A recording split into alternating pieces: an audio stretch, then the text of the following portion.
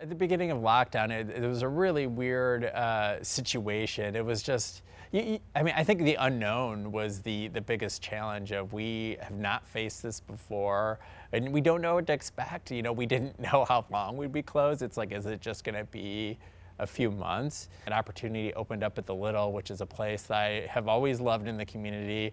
And you always, when you're working for a not-for-profit, I think it's really important to work for a place that you're passionate about and that you really care for. I think that makes a huge difference in what you do. Well, I would say, I think for any filmmaker, the dream is to have your film screened in movie theaters. You know, every filmmaker wants to watch their film in this kind of environment. I mean, it's what we grew up in. It's a communal experience.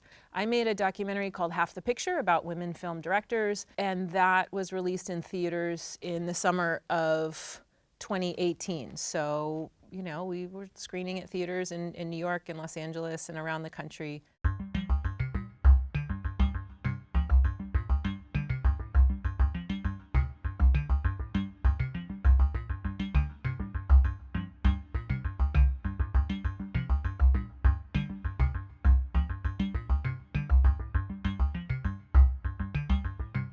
So the last time we showed a movie was March 14th, 2020. And I remember that day I woke up early and we decided we're gonna have to close. And this was a few days before New York State mandated that we close.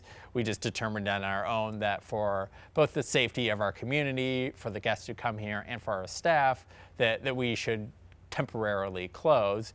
This will end up looking a lot different once we reopen and have obviously, we'll have markers where people are distanced, so when they're waiting in line. This building's beautiful. We've been doing private rentals recently in this building, and part of the appeal to people, aside from finally being able to see movies in movie theaters again, is seeing it in this historic building and seeing some of these historic changes that we've done during this restoration project. I mean, I think we've all had experiences in movie theaters that, you know, yeah, those like collective, like, you know, like astonishment or incredulity or whatever. And it's very satisfying. It scratches an itch we have as human beings for community. And it was just that next week that we figured out that some distributors were going to do virtual cinema. So the first one was Kino Lorber, and they opened up what they call the Kino Marquee. And the Little was one of the very first theaters in the country to pivot to the virtual cinemas. And in March, too, we had a lot of new members. Like, we had people joining us as members just simply to support the Little. They knew they wouldn't be able to come in and get the benefits in the moment. I guess they didn't know that it would be a year or so. I mean, it does make you uneasy, you know, already working for an art house movie theater. It's a tough business. We really have to be creative and innovative to help just stay afloat, and you know, it's not like a huge money maker to begin with. So yeah, you worry about the different challenges and the different issues and what's going on.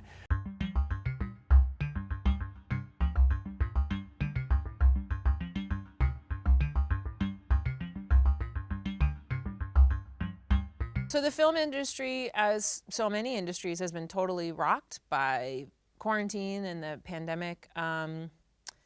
Filming has shut down largely, except for the biggest productions, and even those productions have had some trouble filming safely. So whether it's creating new content that has been really impacted by the pandemic, and certainly distribution and exhibition has, and that movie theaters have largely been closed around the country. I mean, art house theaters are the lifeblood of cinema. I mean, that's where so many of us are introduced to interesting and different films. And obviously that's how they make their money with theatrical exhibition. People are still into movies. Obviously, there's still a demand. And if a streaming service introduces, say something like Hulu, which has been playing a lot of films that we were scheduled to get here at the Little.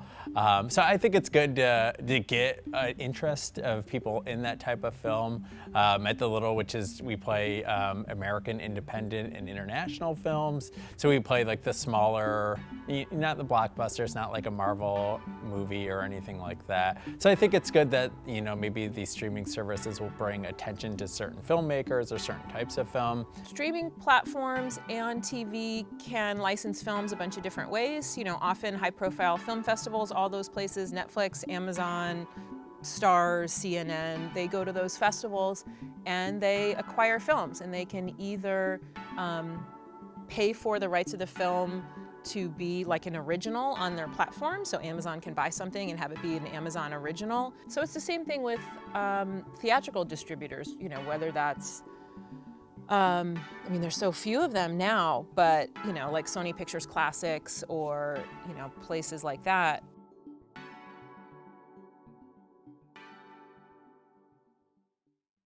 That's the optimistic side. The other part is it's, you know, it's never good to see, you know, the type of movies that we play here being gobbled up by like a Netflix or something. I think there's a worry for the future, or at least a concern of what that future will look like. What's the relationship between streaming services, between distributors, between movie theaters? And that's something we don't know. And again, we've always had to be flexible and creative to help stay in business and help doing what we do. So we'll have to continue to do that no matter what the landscape will look like. But ideally, you would like to see at least a relationship that's, you know, helpful to art house movie theaters like the Little.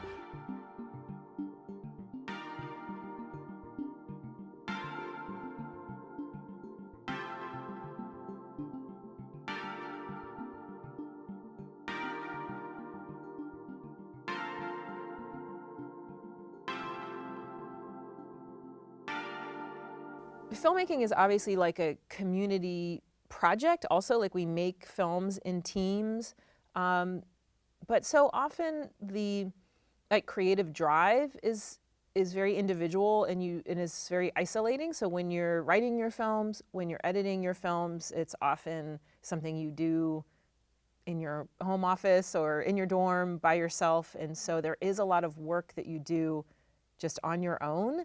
And so I think being able to share films, you know, with a community is so important, because we work on these projects kind of toiling in our own mind and in our own hearts, and it's you don't know how it's going to connect to an audience. So the sharing of the film is an essential part of film making. We don't make these films to just, you know, live on our computers. We make them to connect with other human beings. When you talk about community, Rochester, the film history here is so rich and deep. And with that, the film fans, the movie lovers here in this area are passionate, they're smart. You can see all the names here. And again, without people like this, others in the community who help donate, this project wouldn't have happened. You know, it's something that's, to do a restoration of that scale, it costs a lot. And for an art house theater, for a not-for-profit, there are challenges with that. So having the support of these people is amazing. Personally, I am optimistic. And again, like I said, for the industry, I think breaking down the old ways that things were done is only beneficial to most people in the industry. There's a very small group of power brokers who are probably terrified.